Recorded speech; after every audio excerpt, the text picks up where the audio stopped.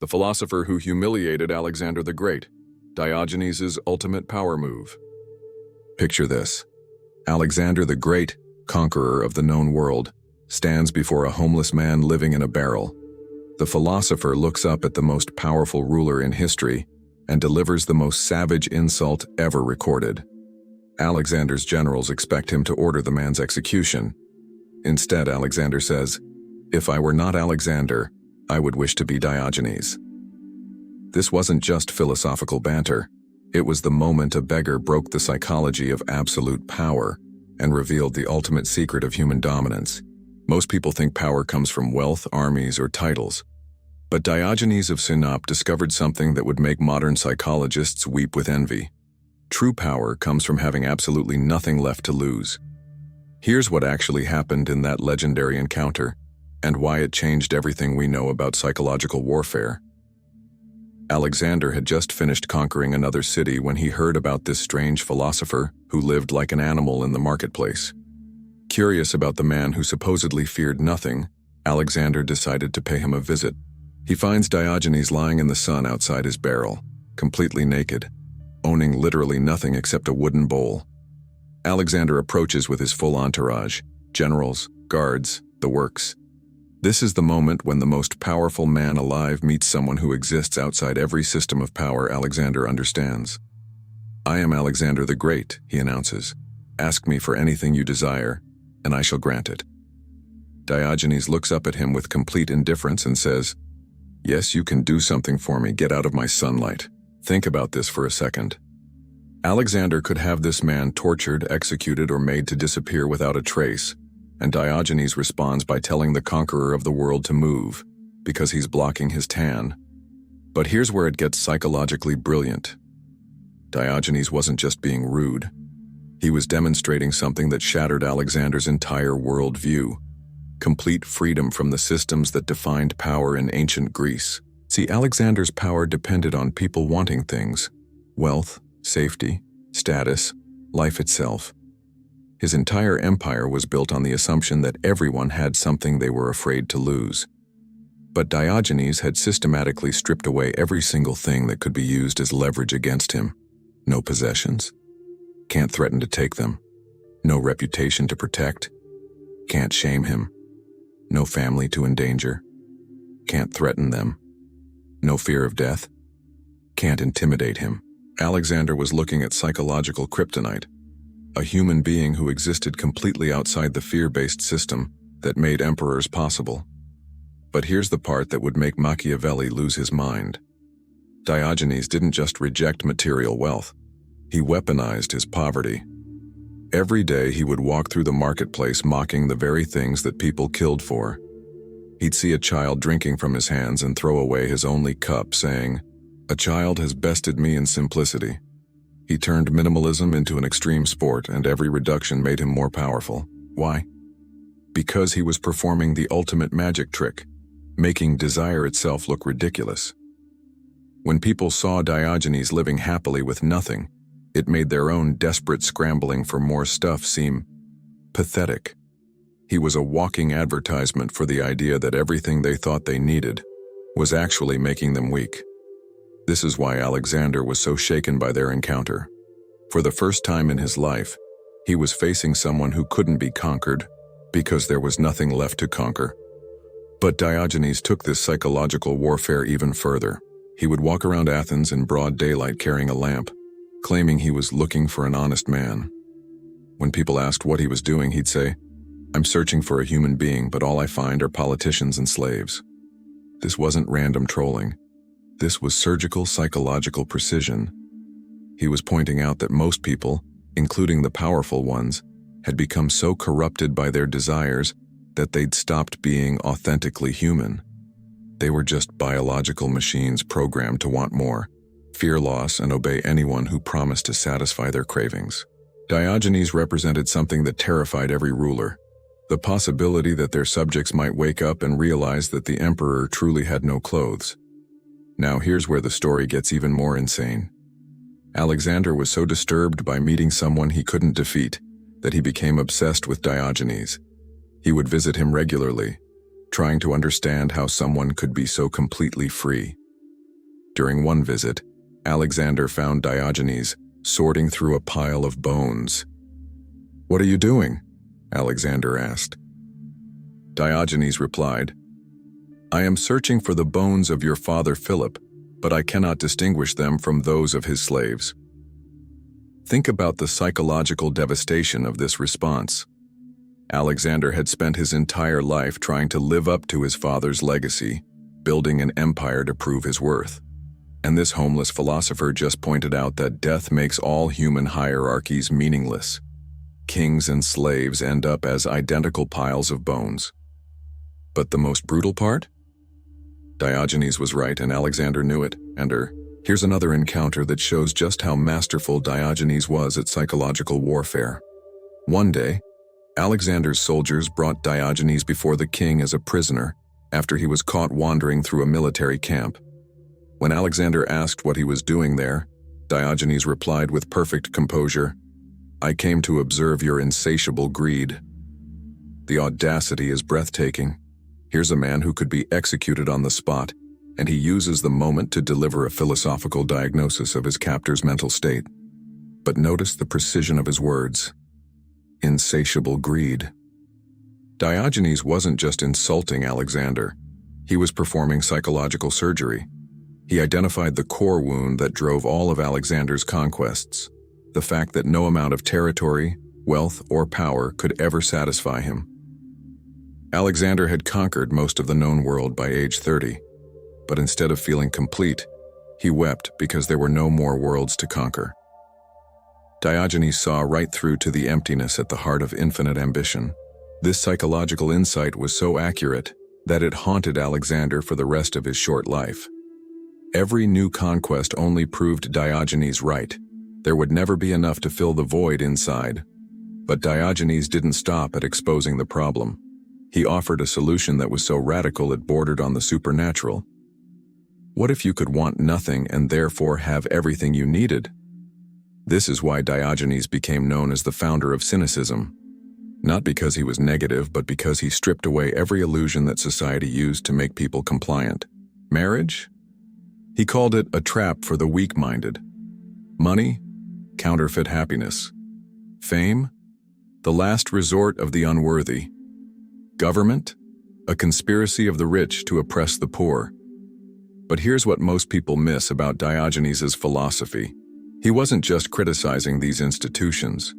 He was demonstrating that you could live without them and be happier.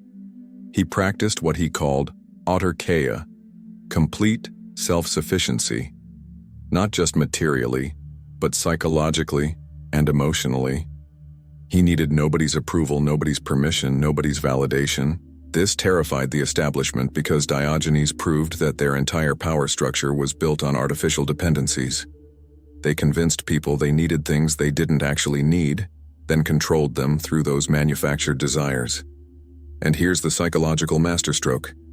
Diogenes made virtue look effortless while making vice look exhausting. Watch how he did this. He would see wealthy merchants stressed about their businesses and laugh.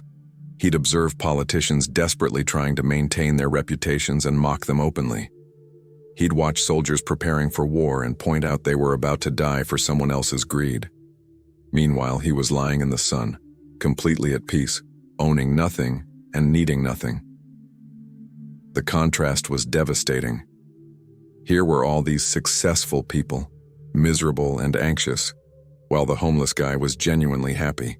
This visual contradiction broke people's brains. It forced them to question everything they thought they knew about what it meant to live well. But Diogenes' most dangerous teaching wasn't about minimalism or even happiness. It was about something much more subversive. Authenticity. He wasn't trying to build a better system. He was exposing that all systems are prisons, and the only way to be truly free is to step outside them entirely. But here's where Diogenes' genius reaches almost supernatural levels. He understood that most people are terrified of freedom because it requires them to take complete responsibility for their lives. Think about it. If you don't need society's approval, you can't blame society when you're unhappy.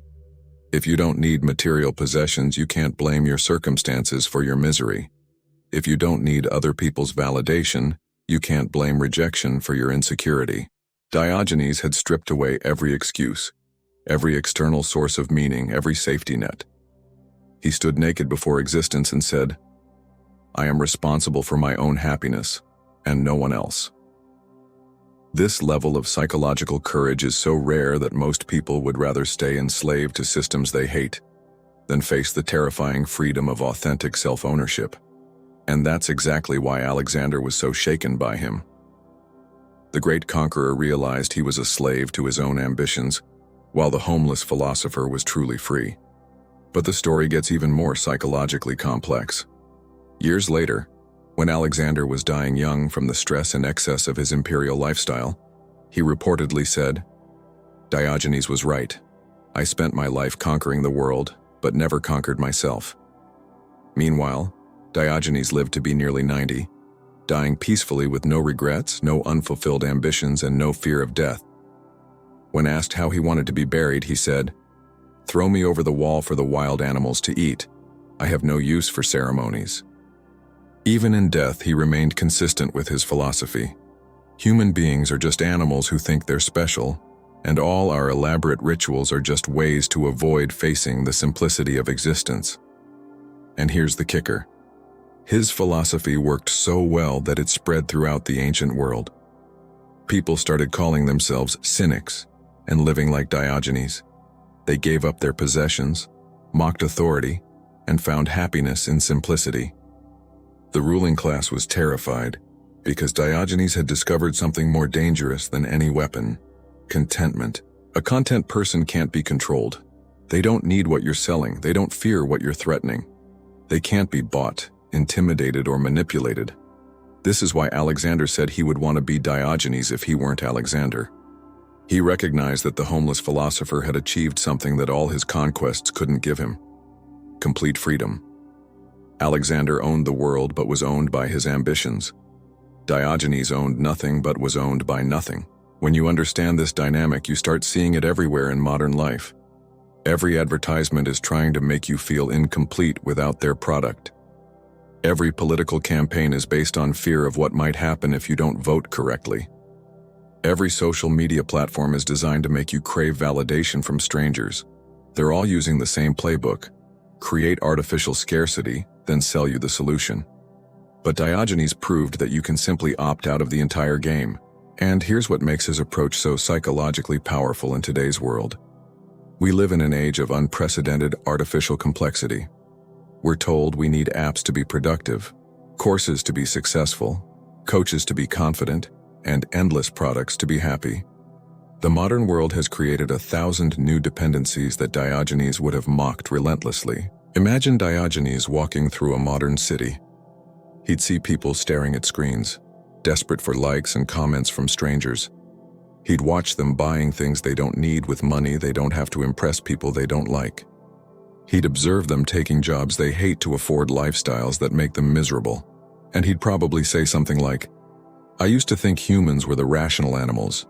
Now I see you've become the anxious animals." The psychological insight here is profound. We've become more sophisticated but less wise, more connected but more lonely, more entertained but less happy. Diogenes' radical simplicity offers a way out of this modern madness, not through another system or philosophy, but through the complete rejection of the premise that happiness comes from external sources. But here's the challenge that keeps most people trapped. Implementing Diogenes' philosophy requires a kind of psychological courage that our comfort-obsessed culture actively discourages. It means being willing to look weird, to disappoint people, to give up status symbols, and to face the terrifying question, who am I when I'm not performing for others? Most people would rather stay miserable in their golden cages than risk the freedom of authentic existence. The question is, do you have the courage to live like you have nothing left to lose? Because according to the man who humiliated Alexander the Great, that's when you become truly dangerous. If this story changed how you think about power and freedom, drop a comment below sharing your biggest takeaway. Have you ever met someone who seemed completely untouchable because they wanted nothing from you? Your insights might help someone else break free from the systems that have been controlling them. And if you know someone who's trapped in the endless cycle of wanting more, needing approval, or fearing loss, share this video with them. Help them discover that the most radical thing you can do in a world obsessed with having everything is to need nothing. Before you go, hit subscribe and turn on notifications. We explore the psychological strategies that history's most fascinating figures use to gain real power. Not the kind that controls others, but the kind that frees yourself from being controlled. What other historical encounters between power and philosophy should we examine? Which ancient thinkers had psychological insights that could change your life today? Let me know in the comments. Thanks for joining me on this journey into the mind of a man who proved that sometimes the greatest victory is not caring about winning. Remember, in a world that profits from your insecurity, being genuinely content is a revolutionary act. Until next time, question everything, especially the things you think you need.